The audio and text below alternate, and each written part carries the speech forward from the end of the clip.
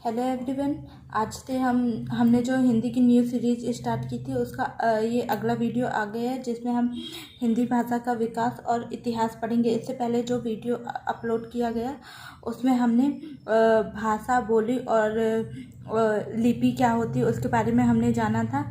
ये हमारा second video है और फर्स्ट वीडियो का लिंक मैं डिस्क्रिप्शन में दे दूँगी। तो चलिए हम इस सीरीज को आगे करते हैं, जो कि आपके पटवारी एग्ज़ाम, एसआई एग्ज़ाम और जितने भी एग्ज़ाम जिन पे हिंदी पूछी जाती है उसके लिए ये बहुत ही महत्वपूर्ण वीडियो होगा। तो चलिए हम इस सेशन को आगे बढ़ाते हैं। तो आज हम पढ़ेंगे हिंदी भाषा का विकास और हिंदी का इतिहास। तो चलिए स्टार्ट करते हैं। देखिए, संसार में लगभग उससे पहले स्टार्ट करने से पहले ये वाला चैप्टर होगा, ये वाला पार्ट हिंदी भाषा का विकास और इतिहास, ये आप इसके 2 पार्ट आएंगे, है ना। 2 वीडियो में हम इसे कंप्लीट करेंगे। तो चलिए स्टार्ट करते हैं। संसार में लगभग 3000 भाषाएं बोली जाती हैं। अब भाषाओं का वर्गीकरण, है ना, भाषाओं का वर्गीकरण 2 आधार पर वर्गीकरण किया जाता है। एक तो आकृति मूलक और दूसरा पारिवारिक वर्गीकरण, है ना। एक आकृति मूलक, एक पारिवारिक वर्गीकरण। अब जो है आकृति मूलक वर्गीकरण क्या होता है, तो चलिए इसे समझते हैं। जो आकृति और रूप रचना को जिसमें आकृति और रूप रचना को आधार मानकर जो वर्गीकरण किया जाता है उसे आकृति मूलक वर्गीकरण कहते हैं। यानी कि इसमें आकृति और रूप जो होता है उसे आधार माना जाता है। ठीक है, चलिए आगे देखते हैं। आकृति या रूप के आधार पर संस्कृत सहयोगात्मक भाषा है। यानी कि अब यहाँ संस्कृत के बारे में बता रहा है कि संस्कृत कैसी भाषा है आकृति मूलक वर्गीकरण के आधार पर। तो आकृति या रूप के आधार पर जो संस्कृत है वो सहयोगात्मक भाषा है। ठीक है, हिंदी, अंग्रेजी, बांग्ला आकृति। अब यहाँ हमने संस्कृत का देख लिया कि संस्कृत जो है वो सहयोगात्मक भाषा है, जबकि जो हिंदी, अंग्रेजी, बांग्ला ये आकृति या रूप के आधार पर वियोगात्मक भाषा है ना। ये सहयोगात्मक है, ये 3 जो है वियोगात्मक भाषा है। चलिए आगे देखते हैं। अब परिवार के आधार पर वर्गीकरण देखेंगे, पारिवारिक आधार पर। तो देखिए, इसमें भाषा के इतिहास को आधार माना जाता है। देखिए, अभी हमने देखा जो आकृति मूलक वर्गीकरण होता है उसमें आकृति और रूप को आधार माना जाता है, जबकि जो पारिवारिक वर्गीकरण होता है उसमें किसको आधार माना जाता है, तो उसमें इतिहास, जो भाषा का इतिहास होता है उसे आधार बनाया जाता है। भाषा परिवार के आधार पर हिंदी, देखिए भाषा परिवार के आधार पर जो हिंदी है वो भारोपियन परिवार की भाषा है। ठीक है, चलिए आगे देखते हैं। भाषा के आधार, देखो भारत में 4 भाषा परिवार हैं। पहला तो भारोपियन है, हिंदी को देखा, जो हिंदी है वो भारोपियन परिवार की। अब भारत में 4 भाषा परिवार हैं। पहला तो भारोपियन, दूसरा द्रविड़ हो गया और तीसरा आस्ट्रिक हो गया व चौथा चीनी व तिब्बती मिलते हैं। चलिए आगे देखते हैं। तो अब हम देखेंगे कि जो हमारे यहाँ 4 प्रकार के भाषा परिवार मिलते हैं उनमें सबका प्रतिशत कितना है। तो जो भारोपियन परिवार है उसका भारत में 73% है। द्रविड़ जो है वो 25% है। ऑस्ट्रिक जो है उसका 1.3% है। चीनी और तिब्बती जो है उसका 0.7% है। हिंद यूरोपी या भारोपियन परिवार, भारोपियन बोल दो या हिंद यूरोपी बोल दो, दोनों एक ही है। तो भारोपियन परिवार, अब इसके बारे में देखते हैं। विश्व व भारत का सबसे बड़ा परिवार भारोपियन परिवार है ना। अब जैसे पेपर में क्वेश्चन आपके बनेगा कि भारत का सबसे बड़ा जो परिवार है वो कौन सा है, तो आंसर क्या होगा, भारोपियन परिवार जो है वो विश्व व भारत का सबसे बड़ा भाषा परिवार है ना। इसकी उपशाखा क्या है, जो भारोपियन परिवार है उसकी उपशाखा जो है वो हिंद ईरानी है ना। आगे देखते हैं, हिंदी की आदि जननी संस्कृत है, मतलब कि हिंदी की संस्कृत को हिंदी की जननी माना गया है ना। यानी कि जो हिंदी का विकास है वो किससे हुआ है, तो वो संस्कृत से हुआ। ये पूरा हम इसका विकास आगे पढ़ेंगे तो आप लोगों को समझ में आएगा। जैसे कि संस्कृत, फिर संस्कृत से पाली आई, फिर प्राकृत आई, फिर अपभ्रंश, अबहट, और फिर उसके बाद हिंदी आई है ना। तो वो हम आगे देखेंगे। तो अगला देखते हैं, हिंदी भाषा का इतिहास प्रारंभ। देखो, हिंदी भाषा का इतिहास प्रारंभ अपभ्रंश से यहाँ भाना लिख गया, सॉरी ये माना है, अपभ्रंश से माना जाता है। इसको माना कर देते हैं, भाना हो गया। हिंदी भाषा का जो इतिहास है वो किससे आरंभ माना जाता है, तो अपभ्रंश से आरंभ माना जाता है। चलिए आगे देखते हैं, हिंदी भाषा का विकास है ना। तो देखिए, प्राचीन हिंदी भाषा का विकास, एक तो प्राचीन भारतीय आर्य भाषा है, फिर मध्यकालीन आर्य भाषा और आधुनिक आर्य भाषा। मतलब हमने 3 भागों में डिवाइड कर लिया है ना। तो जो प्राचीन समय था, प्राचीन समय में आर्य भाषा इसलिए कहते हैं कि मतलब जो आर्य थे उनके थ्रू जो भाषा बोली गई थी, सबसे पहले लाई गई थी हिंदी, तो उसे आर्य भाषा बोलते हैं। क्योंकि माना जाता है कि हमारे भारत में जो हिंदी भाषा का विकास है वो आर्यों के द्वारा किया गया था, इसलिए आर्य भाषा बोलते हैं, तो है ना। और आर्यों की सबसे पहले भाषा क्या थी, तो उनकी भाषा संस्कृत थी, है ना। और फिर उसके बाद पाली आई, ये सब करके फिर लास्ट में हिंदी आई, इसलिए आर्य भाषा बोलते हैं। तो प्राचीन भारतीय आर्य भाषा है ना, जो प्राचीन काल में बोली गई। तो प्राचीन भारतीय आर्य भाषा कौन सी, तो संस्कृत है ना। जो प्राचीन काल में जो यूज़ की गई थी वो संस्कृत थी। इसका काल जो था वो 2000 से 500 ईसा पूर्व तक था, है ना। और इसमें जो संस्कृत भाषा थी उसे 2 भागों में विभाजित किया गया, एक तो वैदिक संस्कृत, दूसरा लौकिक संस्कृत। वैदिक संस्कृत जो थी उसमें वेद, पुराण और उपनिषद इनका क्या हुआ, लिखे गए थे। जो वैदिक संस्कृत है उसमें वेद, पुराण और उपनिषद लिखे गए थे।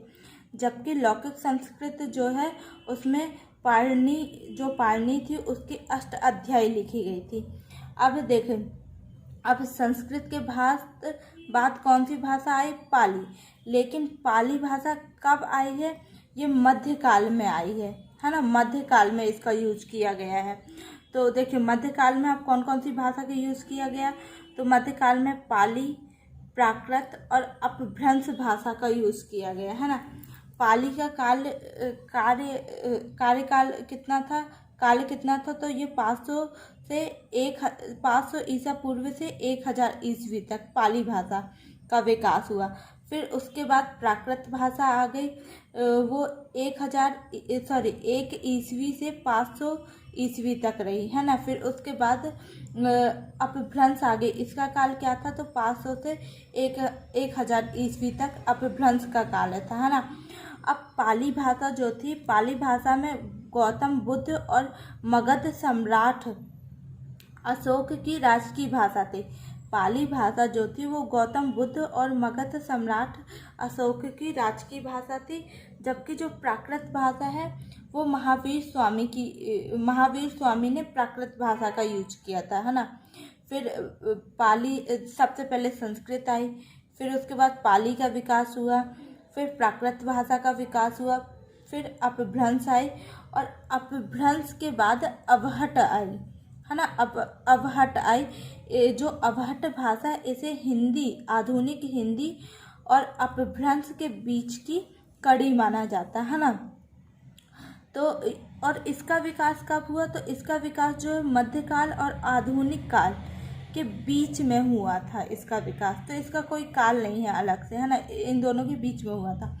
अवहट के बाद हिंदी आई। हिंदी, ये आधुनिक आर्य भाषा कौन सी है? हिंदी है। तो इसका विकास 1000 ईस्वी से अब तक चल रहा है ना। चलिए आगे देखते हैं।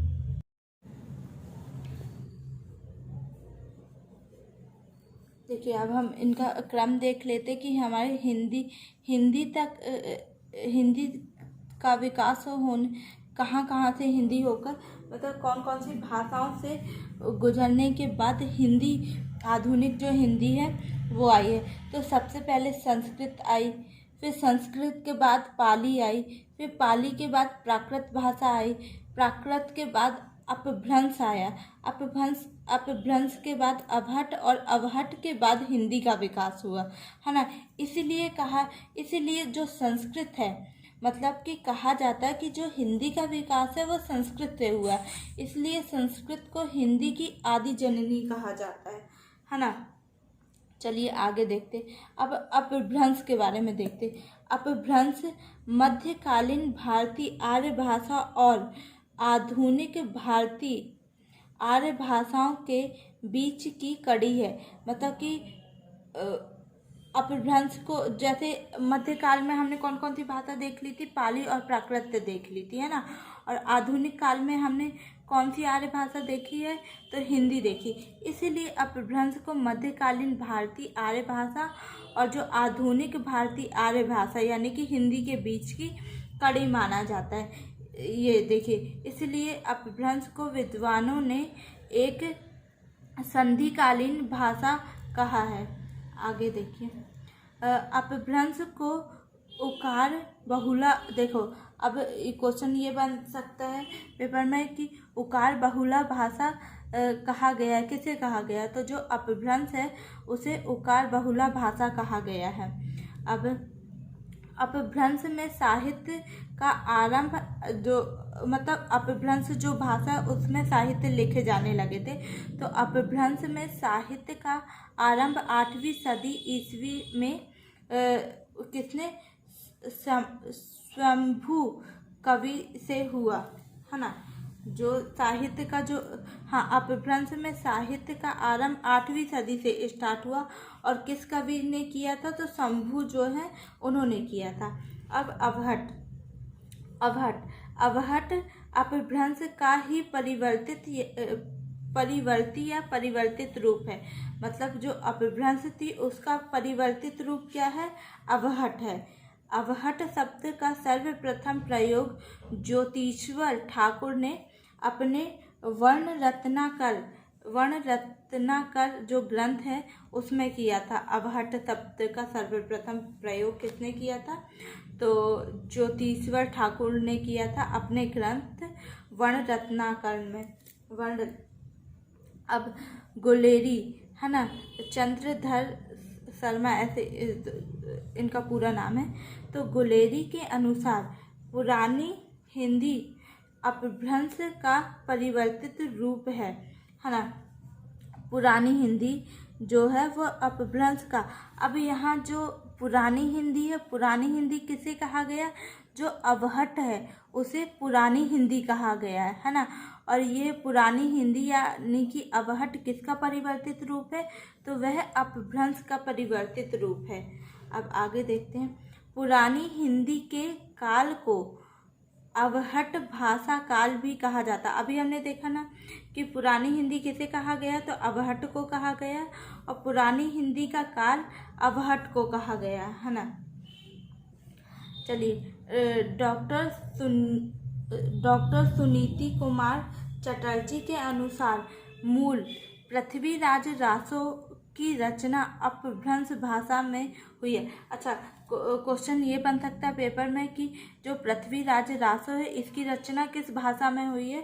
तो इसकी रचना जो है वह अपभ्रंश में हुई है ना। जो हेमचंद्र ने 12वीं सदी में अपभ्रंश का व्याकरण लिखा था। अच्छा, अपभ्रंश भाषा में सर्वप्रथम व्याकरण किसने लिखा है? तो हेमचंद्र ने 12वीं सदी में लिखा था, अपभ्रंश भाषा का व्याकरण लिखा था। अब आगे, भाषा विकास की दृष्टि से भाषा विकास की दृष्टि से अपभ्रंश की उत्तरकालिक यानी क्या हुआ? उत्तरकालिक यानी कि उसके बाद की उत्तरकालिक अवस्था है, अर्थात बाद में, मतलब इसका उत्तरकालिक यानी कि बाद में। गुलेरी ने अवहट को पुरानी हिंदी कहा है ना।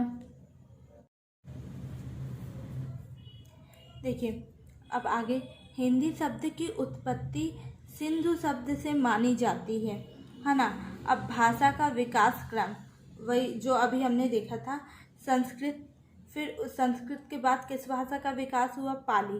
पाली जो है इससे प्रथम प्राकृत भाषा कहा गया। फिर पाली के बाद कौन सी आई? प्राकृत। इसे द्वितीय प्राकृत भाषा कहा गया। प्रथम प्राकृत भाषा पाली को कहा गया, उसके बाद प्राकृत आई, उसे द्वितीय प्राकृत भाषा कहा गया। फिर प्राकृत के बाद अपभ्रंश आई, अपभ्रंश के बाद अवहट, और अवहट को उत्तरवर्ती अपभ्रंश कहा गया है ना। फिर अवहट के बाद किस भाषा का विकास हुआ? तो आधुनिक हिंदी का विकास हुआ। अब चंद्रधर शर्मा गुलेरी ने उत्तरवर्ती अपभ्रंश अवहट को पुरानी हिंदी कहा है। हाँ, तो पुरानी हिंदी कौन सी भाषा है? तो अवहट जो है वो पुरानी हिंदी है। तो दोस्तों आज का सेशन यहीं ख़त्म करते हैं। अब इसका सेकंड पार्ट इसके बाद आपको मिलेगा। और अगर आपको ये वीडियो अच्छा लगा हो तो इसे लाइक करिएगा, चैनल को सब्सक्राइब करिएगा। धन्यवाद।